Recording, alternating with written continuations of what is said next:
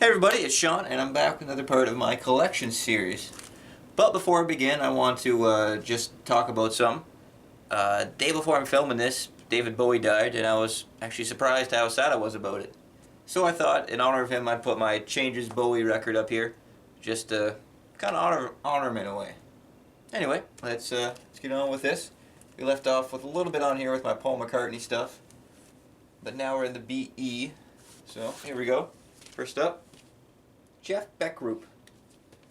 Really good hard blues album. Good stuff. I actually got all my Jeff Beck records at the same place at the same time at the Grand Bend Flea Market, which I've mentioned in past videos. Really cool place. Check it out. Not everybody gives good deals, but some people do. Blow by Blow. It's a good one. It's one, if you grow up playing guitar, you hear about a lot. Everybody's, oh, you gotta hear this. You gotta hear that. There's definitely a few albums like that. Here's another one that falls in that category. Wired. Definitely two different sounds too. He's playing a Stratocaster in this one, and he's playing a Les Paul in the other one.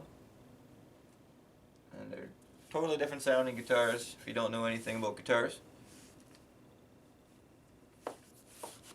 One's a lot more harder sound, the other one has a little bit more of a soft, thin sound to it. Here is the Jan Hammer Group. Let's go in, Jeff Beck and an organist. Really dig that one. Definitely like his harder records. It's a little more heavy. My favorite one by Beck is Beck, Bogert, and a Piece here. Bogert and a Piece, if you're not familiar with, are actually from Vanilla Fudge, which is one of my favorite bands. And they're more than just like a heavy 1960s group, I find. Chuck Berry's Golden Hits.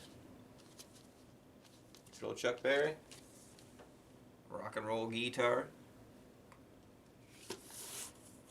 Next we have my Black Sabbath section. Always been a Black Sabbath fan since I was a kid. Some of the first CDs I bought actually were Black Sabbath.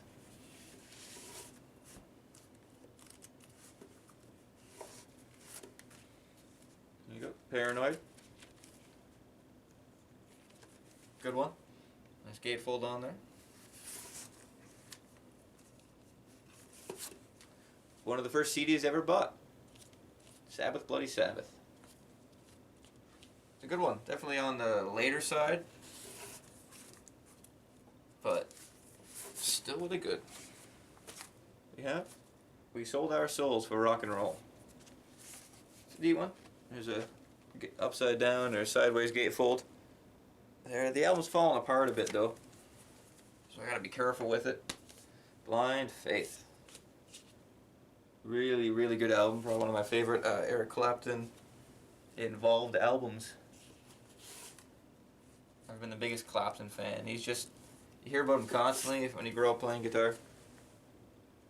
I've always sided more on the Jimi Hendrix side of things.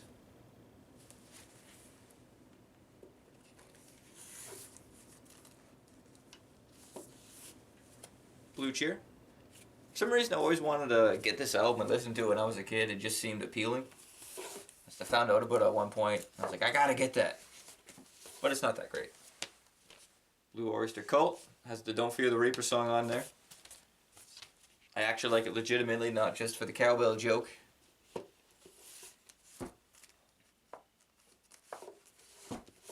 But still a pretty funny sketch. There, Blue Oyster Cult, not the biggest fan of this record.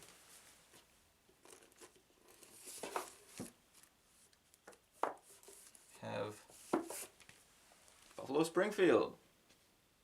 Sorry, the Buffalo Springfield, I think. No, just Buffalo Springfield. Good. Neil Young's first major band. He was in another one before that, but his first major band.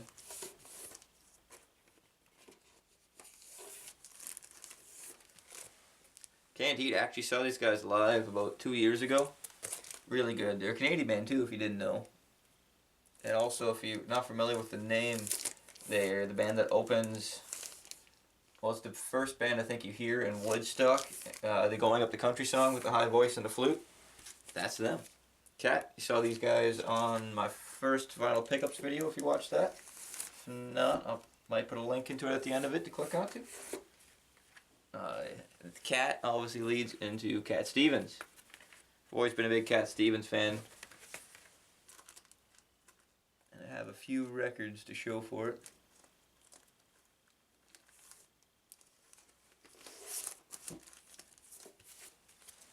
There we go. Yeah. Mona Bone Chacon. I like the cover on this one. And it's just fun to say. Fire Cat, I think. Yeah, I already showed you that one. Oh, this is a cool one. Revelations. Oh, sorry, Numbers. Pythagorean Theory Tale. I never even read that before. I'm sure. Yeah, Numbers, a Pythagorean Theory Tale. This is a really cool album. Has a cool one of these kind of things, which is neat. And the inside is, well, it's a really cool booklet. I always like when albums come with cool extra stuff like this. And it's kind of like a children's book with illustrations and words underneath. Really cool. Really good, like solid pages, not thin or anything. Really solid workmanship. And there's the image of that King Crimson record on the inside, which is neat. Definitely want to pick that record up at some point. But yeah, that's also kind of funny. And there's a cool little castle on the background. Really enjoy that album. I'd say pick it up if you're even interested in Cat Stevens at all. Catch pull that forward.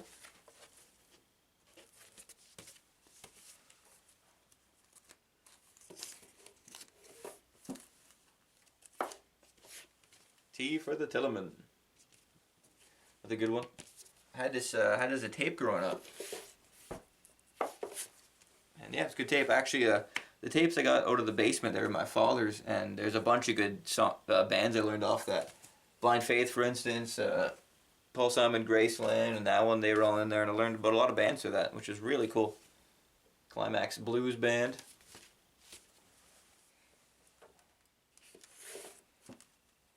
A band I like a lot. Chicago! Here's only have a couple of these ones. I found it at the Goodwill and it was pieced out, so I couldn't pick it all up at once. Really like these guys, the whole jazz rock thing. It's always been a neat genre.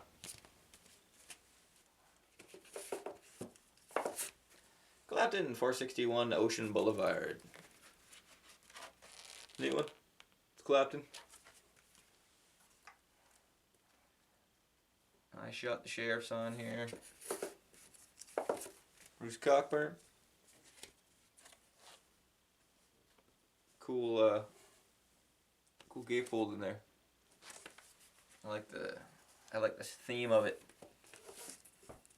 That's kind of a spacey science fiction theme, which is cool. A little bit of a comic-y feel to it. Joel Cocker. He's always really cool. I like listening to him. Great singer.